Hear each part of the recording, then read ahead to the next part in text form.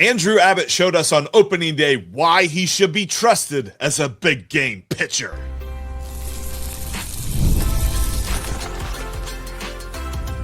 You are Locked On Reds, your daily Cincinnati Reds podcast, part of the Locked On Podcast Network, your team every day. Hi there, welcome in. I'm Stephen Offenbaker. He's Jeff Carr, and today's podcast is brought to you by MLB The Show 26. Visit MLBTHE.show/lockedon and use the code LOCKEDON to unlock a pack for use in Diamond Dynasty. Available now on PlayStation 5, Xbox, and Nintendo Switch. Rated E for everyone. A little bit later on today's show, we're going to talk about some things we noticed on game 1 of 162 that are worth paying attention to as this season continues to progress. We're going to get into that here in just a little bit. We're also, in a few minutes, going to dive into the roller coaster ride that was Sal Stewart's rookie debut on opening day for the Cincinnati Reds. There was good, there was scary. It was very interesting. We'll talk about that in just a few minutes. But where we are going to start, Jeff told you there in the cold open, Andrew Abbott is a big game dude. He did not disappoint. We told you folks, if you're an everydayer, you know, we told you, do not worry about those spring training stats. They do not matter. That's not who Andrew Abbott is. And Andrew Abbott showed up on opening day in Cincinnati.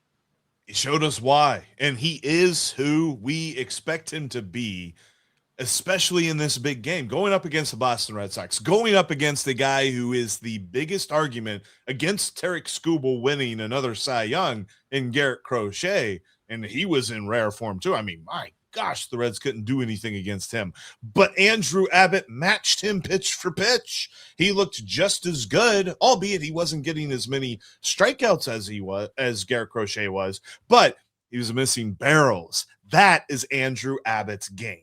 He is inducing weak contact. He is getting ground balls when he needs them, and he is getting quick outs. There were multiple innings in this game, Steve, where he threw less than 10 pitches. Like, I kind of felt like, and I understand why they limited him to 6 innings, but I kind of felt like he could have come out for the 7th. He was looking that good, and maybe he gets 1 or 2 or 3 outs and he pitches 7 innings, but I understand why you don't go too crazy on the first game of the season.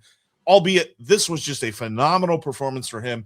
I was super happy to see. Guy gets the opportunity, and I think that some were probably thinking, great, yeah, sure, opening day understudy just because Hunter Green can't go. Andrew Abbott showed why he deserved a real consideration, even if Hunter Green were healthy.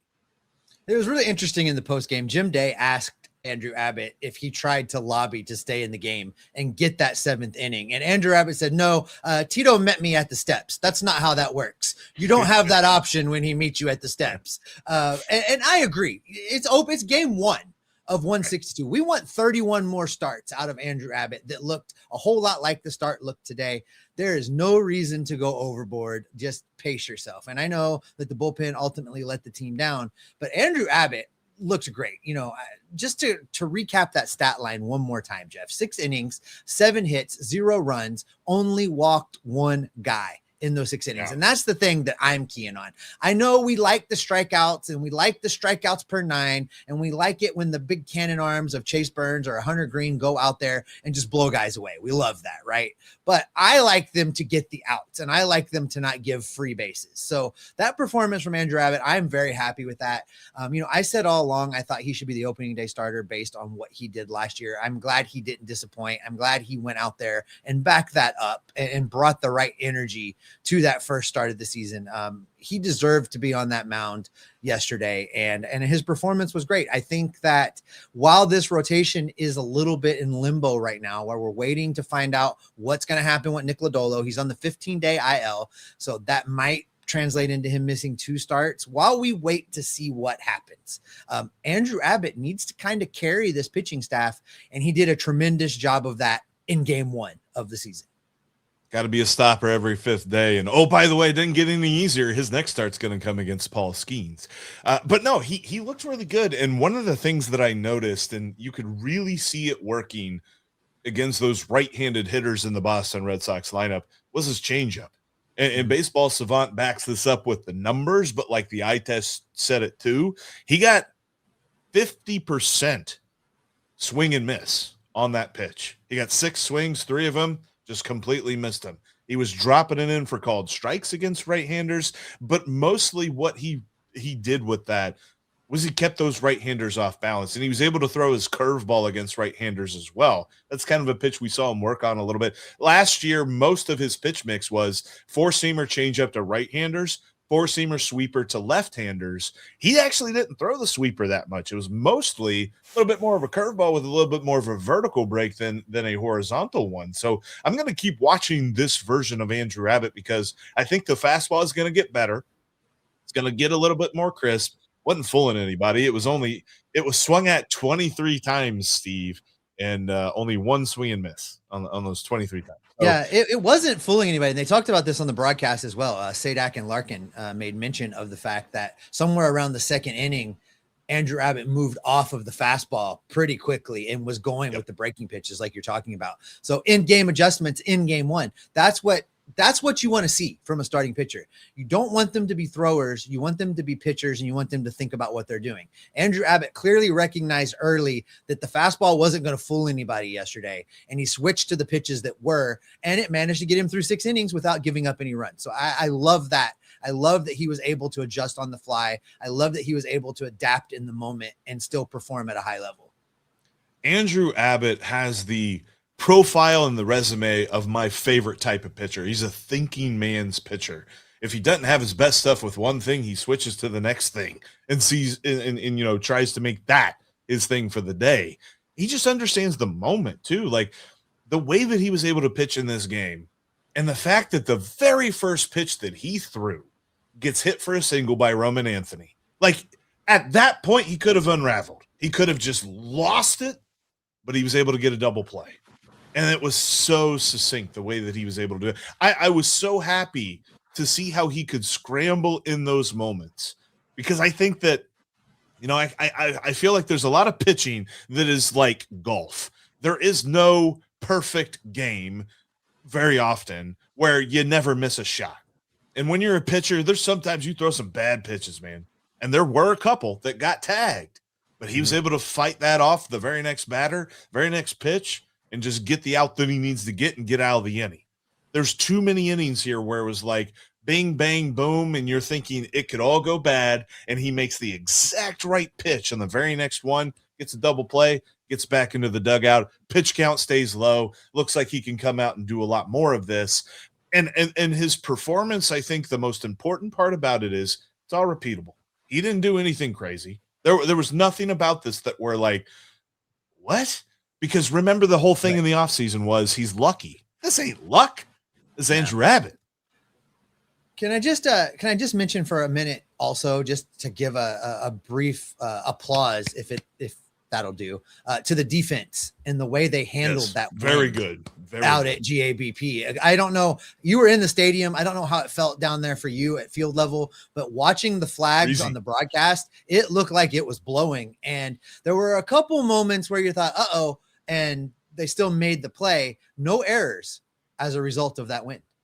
Yeah, we were sitting in the sun on the third base side, but every so often you could like take your hat off and just, cool down. The breeze was just right there in your face. And you're right. Like there were some points where you're like, oh boy, I think specifically of a couple of hits that the Reds had that Roman Anthony was able to range over. I think specifically of a foul ball that Tyler Stevenson hit that I thought was going to get to the stands, but Roman Anthony was able to catch up against the wall.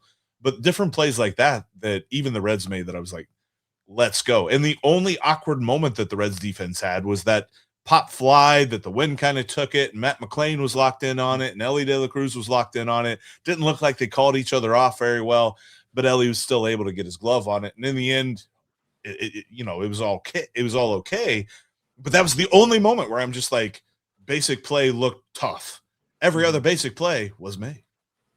So Andrew Abbott benefited from good defense, benefited from making in-game decisions, and I'm excited to watch what else he has in store for us this season. Game one, while he didn't get a win, while the Reds didn't get a win, Andrew Abbott has me feeling a lot better about him being the headliner of this rotation while things sort themselves out. Coming up next, Sal Stewart set a record and made all of our hearts skip a beat, all on opening day. This week's MLB Top 100 highlight is brought to you by MLB The Show 26, the latest from the beloved video game franchise. Each week, we've been highlighting the stars of Locked On MLB's Top 100 list that we've put together this year and the elite names that you'll be controlling in your franchise, your Diamond Dynasties, all the great stuff right here on MLB The Show 26. And today, we're spotlighting the opening day starter, Andrew Abbott. The fact that he's number 84 on the Locked On MLB Top 100 players list. Look, he's not really well known outside the city of Cincinnati, but that's going to start changing today as he jumps on the mound and he beats up on those Boston Red Sox. I'm expecting big things from Andrew Abbott this season. He's going to be much higher on this list come next year. And you can play with him and all of your favorite Reds on MLB The Show 26. Get your copy today. It's out now on PlayStation 5, Xbox Series X and S, and Nintendo Switch. It's rated E for everyone. Make sure you go get yourself a copy today. Baseball season is well underway, and as we lead into the rest of the 162, every single day, your destination for your next sports wager should be FanDuel.com, because FanDuel's got all the great props each and every day, talking about homers, stolen bases, RBIs, total bases, all of the great stuff, strikeouts for pitchers, obviously, as well, and how many outs a pitcher can get. So many great props. You've got your game lines, your run lines, your over-unders.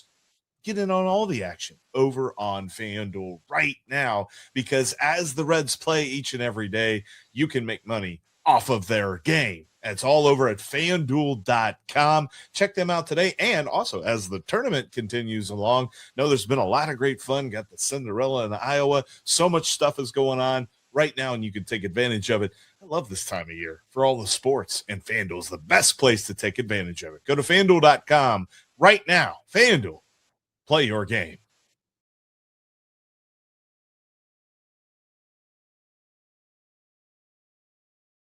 Thank you for making Locked On Reds part of your day, and thank you for making us your first listen as always. And look, you always make us part of your day every single day. Now take it up a notch. Go ad-free. Join the Everydayer Club. Go to LockedOnReds.supercast.com, and you can check out all of the information there. $5 a month, $50 for the whole year. Get an ad-free feed. Get Discord access to talk some ball with Steve, myself, and all the other Locked On hosts, and so much more. And use the promo code FINALLY to get a free month of the Everydayer Club. Join today. All right, Steve. Andrew Abbott was a big story for the Reds. Despite the loss, I understand losing game one sucks, but there were some good performances. Andrew Abbott, first of all. Second of all, and maybe arguably first of all, Sal Stewart. Sal Stewart had a massive day. Set a record. First ever rookie in Reds history to get at least 3 hits in an opening day ball game. And he did it with 2 doubles. He looked phenomenal. He looked good with the glove at first base until, of course, a line drive hit him in the hand. And so when it came to this game, it kind of felt like there was lots of good, and we were super excited about this season. And now we're sort of holding our breath a little bit to see what happens after this line drive that Roman Anthony just laced off of Sal's glove hand as he was trying to backhand it, missed it a little bit, and it seemed like it hit him, but it didn't sound like, at least from all reports, that it hit him square in the hand. It kind of like got the glove mostly. The replay did not look great. That ball was 110 plus off the bat, Jeff. And when I saw it in the moment, It's a rock. I was like, he's done. His wrist is broken. That's it. He's done. That was my initial reaction. To see him finish out that game was very reassuring. I really hope that in an abundance of caution, they took a look at that wrist last night. He got an off day. Pictures Might as of well, it. yeah. They got an off day, or at least at a very minimum today, go get an MRI of that wrist. Make sure none of this, there was a break we didn't know about, hairline from 6 months ago, stuff that this team is known for. Let's just get a look and make sure. But Sal was in the dugout saying it was fine. He continued to play through it. Obviously, he was able to convince Francona and the medical staff he was fine, and he went ahead and was still performing at a high level. So that's very, very encouraging. But man, in the moment, Jeff, my heart just sank all the way just down into my gut. I was certain that wrist was broken. I don't often like really focus in on other players in the field while, you know, the pitcher's going on and the hitter's going on. Usually you watch that matchup, pitcher hitter. I was focused in on Sal Stewart because Sal Stewart had his glove in his throwing hand and he was like flexing his glove hand because that was the hand that was hit with the line drive. And so he's flexing it. He was looking at it. He was twisting his arm, all these other things. And I'm like, oh my gosh, did he do that thing where he's like, no, I'm fine. And then like 10 minutes later, he's like, okay, that was adrenaline. I'm not fine. This isn't good. I'm glad that he was able to stay in the game after that, but certainly I was concerned there for a few minutes. And I don't think I have a 0% level of concern with this either. I think it's still somewhat. I'm hoping that everything is fine. I want to hear a concrete report, but like you said, they did their due diligence and everything is fine, because you're right. We've heard too often that like a month later, they'll be like, oh yeah, his arm fell off. You know, I don't know. That's obviously, over exaggeration, but sometimes it feels like Reds players are, the knight from Monty Python, where it's just like, your arm's off. You can't play. So come on, I'll bite your legs off. But no, when it comes to Sal Stewart, he is so important. And as much as the Reds are able to kind of weather the storm with their pitching staff, God willing, we don't see anything else happen there. They're not really that able to weather storms in their lineup, especially for a guy that Tito trusted to hit cleanup. And dude, did he deliver? Well, he didn't think it was going to be opening day that he gets to hit cleanup. No, and how Tito surprised were you? He delivered. How surprised were you when the lineup came out? I was shocked. I thought there was no way he would bat him fourth ahead of Gino right out of the gate. Or we'd see it in May, maybe like he works his way into the cleanup spot. It's like, no, game one, there he is. And kind of feels like it's his spot now. Like he solidified that. Well, I mean, I think Terry learned some lessons in sticking with Matt McLain longer than he should have in the 2 spot. So I think Terry will be open to moving things around a little bit more this season if the need arises, but hopefully the need doesn't arise. He looked great. He looked comfortable. We've talked about this before with rookies, guys when they get their call-ups, guys when they're asked to do new things early in their career. If the moment looks too big for them, if they look uncomfortable, if they look out of sorts because of it. And Sal Stewart wasn't any of those things. He looked comfortable. He looked like he'd been doing it for years, batting cleanup for the Cincinnati Reds. He did not look like this was his first game, his first opening day. None of those things look to be the case. So I'm excited for Sal. Getting to hear him talk as much as we got to hear him talk at Reds Fest in the offseason, he really just kind of won me over to really being a Sal Stewart fan right 100%. Out of the gate. I was trying so hard, Jeff, to take we're going to make him earn this fandom. We're going to make him prove it, by God, before we He earned it, Steve. He earned it. He did. He really won me over at Reds Fest. And I am just rooting for him to have a huge year and be the National League Rookie of the Year. I just want to reiterate, he got 3 hits against Garrett Crochet.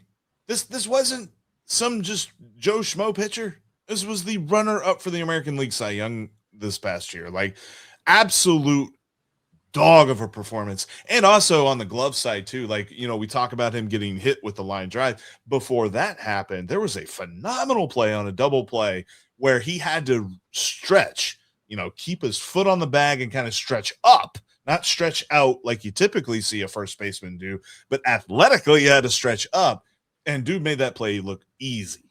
Like, I think that there's something to this. I think he's going to stick at first base. I think he's going to be a solid bat in this lineup. I would love to say that I think he's going to stick cleanup. Obviously, after one game, that's easy to say, but got to see a little bit more before I really buy into that. But dude has just all of the tools and all of the intangibles to be a good player. And so as long as his wrist is okay or hand or whatever it is that they take a look at and they deem that it's fine, I think the sky's the limit for this dude. And I saw right before the game, the odds on Rookie of the Year. I think at one point, the odds on Sal to win NL Rookie of the Year were at 10-1.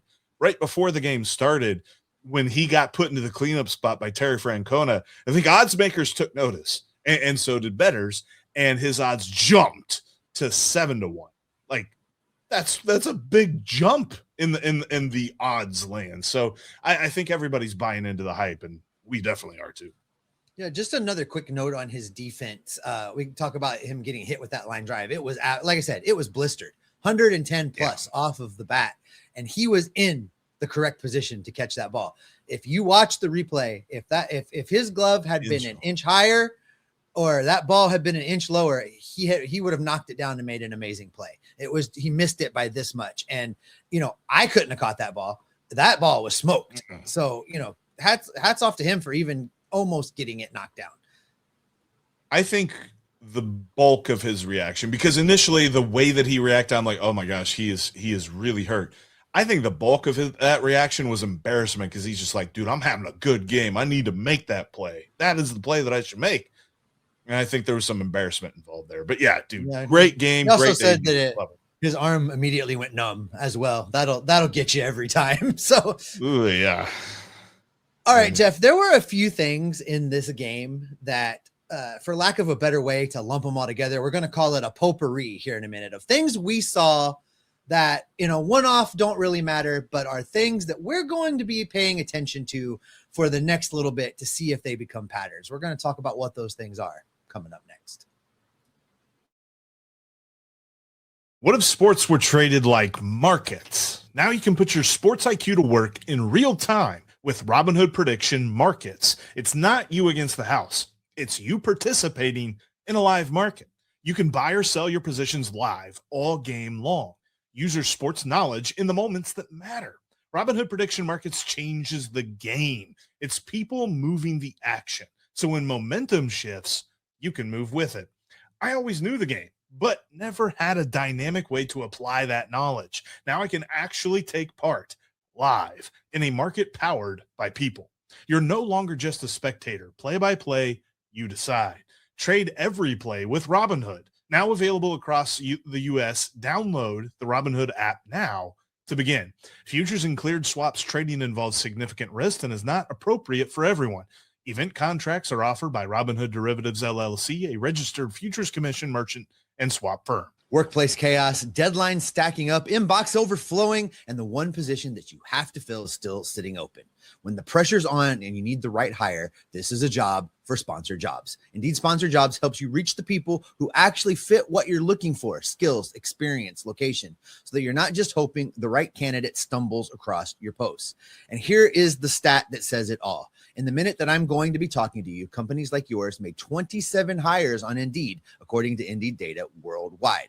So if you're hiring, spend less time searching and more time actually interviewing candidates who check all of your boxes. Less stress, less time, more results. When you need the right person to cut through the chaos, this is a job for Indeed Sponsored Jobs. And listeners of Locked On Reds will get a $75 sponsored job credit to help get your job the premium status it deserves at Indeed.com/podcast. Just go to Indeed.com/podcast right now and support Locked On Reds by saying you heard about Indeed on this show. Indeed.com/podcast. Terms and conditions apply. Need to hire? This is a job for Indeed Sponsored Jobs.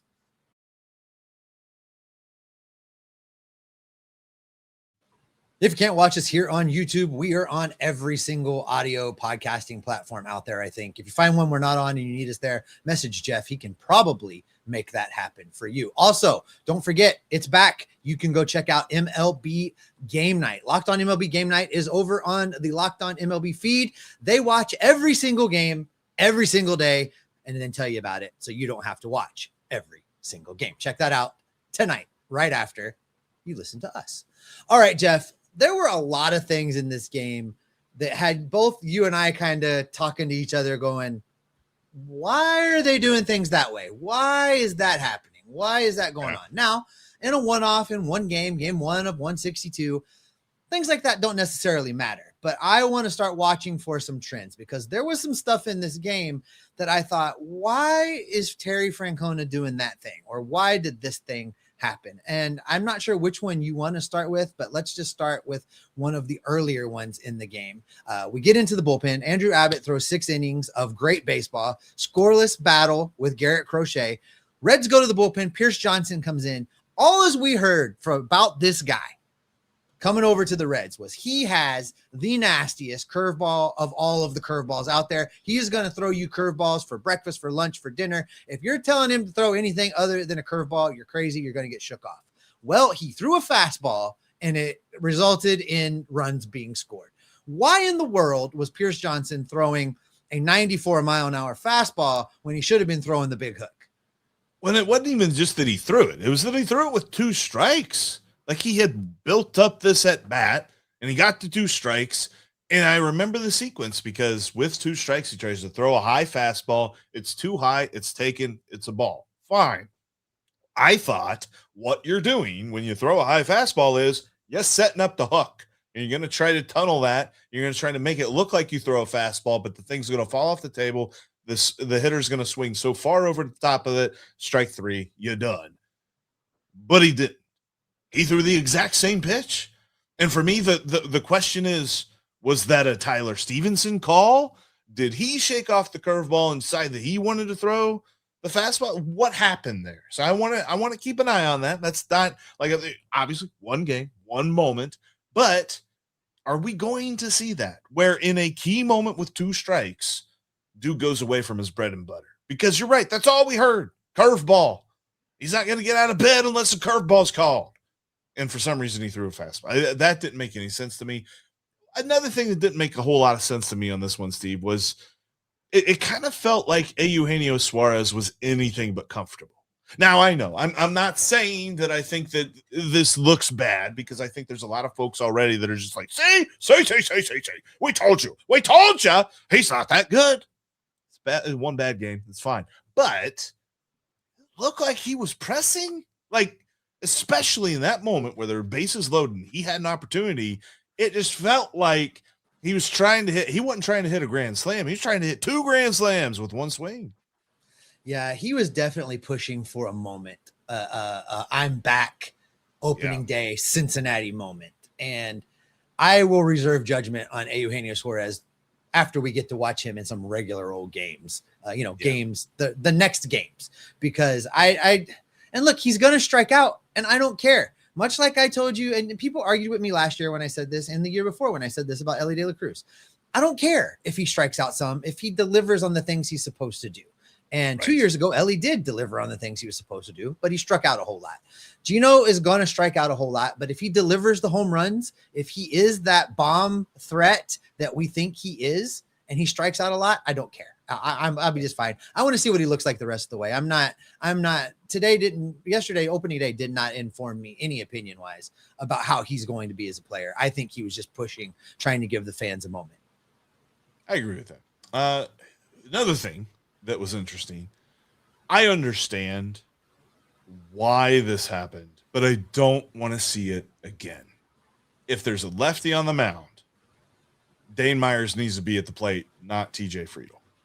Yep. There was a bit of an overmatch, and we saw last year his splits come back down to earth because TJ Friedel was a reverse splits guy up until 2025. That changed. He hit righties much better than he hit lefties last year, and I believe that's going to be the case moving forward. I don't believe that all of a sudden he's going to go back to the reverse splits.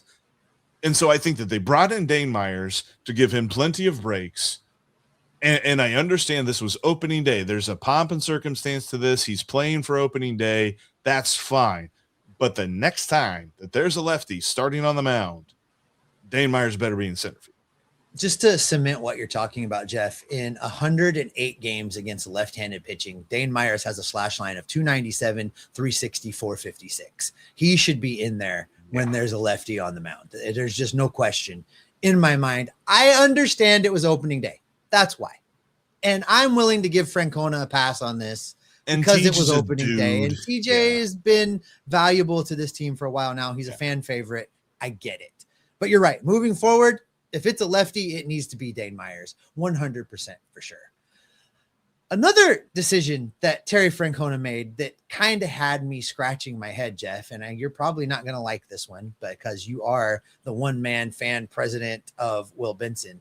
But I do not understand why they pinch hit Will Benson for Noelvi Marte when finally a right-handed pitcher comes in, because Noelvi Marte kind of has some reverse splits against right-handed pitchers. The batting average is not reverse, but the slugging, the OPS are. I don't know why you make that move there when you finally, you leave Noelvi in there against Garrett Crochet, and then you're going to take him out. when Right. when he should maybe have an opportunity to have some success. I don't know about that. I wonder if that was also an opening day type move, or did Francona just doesn't care and wanted Will Benson in there against the right-handed pitcher. I'm not sure, but Noelvi's numbers say he should have been left in for that at bat. Yeah, I feel like that was a little bit of an overmanage moment, because you're right. Like, Marte should have been given that opportunity, and I think he will moving forward. But it was odd that they pinch hit for him, because that's going to be something that I look out for. Is that going to be a trend that they're starting to like strategically decide whether or not they want to leave Noelvi Marte in? Because if the question is, should we leave him in, then at some point there is a question of, why is he in? And if he's not answering that, that's a much bigger problem. Maybe this was just Francona being like, listen, Will, I'm sorry that I pinch hit for you in the middle of an at bat against the Dodgers. I apologize. Here, go have an at bat now. I'm sorry. When he was walking up to the plate, I was just like, this dude better hit this ball to Kentucky, because this is his first opportunity since getting pulled in 2 strikes, but he struck out. But the final thing I think we should keep an eye on, Jeff, and maybe there's a larger conversation here, but I would just say this. If Connor Phillips hated the ABS before, he really hates the ABS now. Yeah. Yeah, because he had a strikeout. He was out of the inning. He was done with the 9th inning, and the Reds were coming to bat.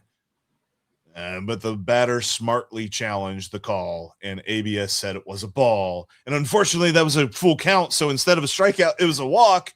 And then the very next guy, you could tell that his command was off, because I think he was flustered, and he gave up more runs. That was an annoying bit.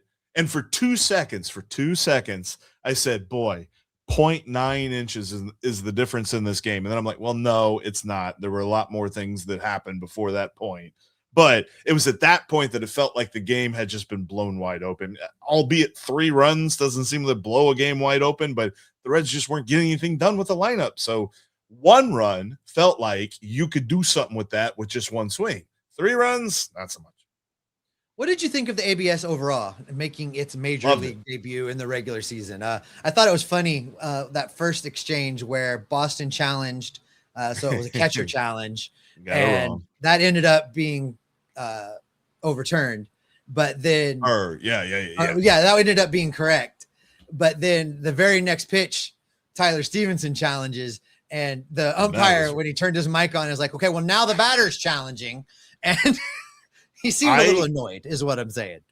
I don't know. Yeah, it's fun to watch this. I'll say this, the in-stadium experience for that, beautiful. Bing, bang, boom, the challenge. You know what it is. You know why it happened, and you're moving on. And it's so seamless. But I will say this. I don't necessarily know how the umpires rotate. CB Buckner. CB Buckner is coming. CB Buckner was at first base today. He's going to be behind the home plate for one of the next 2 games. I can't wait to see how many challenges there are on him. Oh, it almost makes me wish Angel Hernandez was still around. Just for 1 game. That'd have been fun. That'd game. Been fun. I would have retired after that. Yeah. No doubt.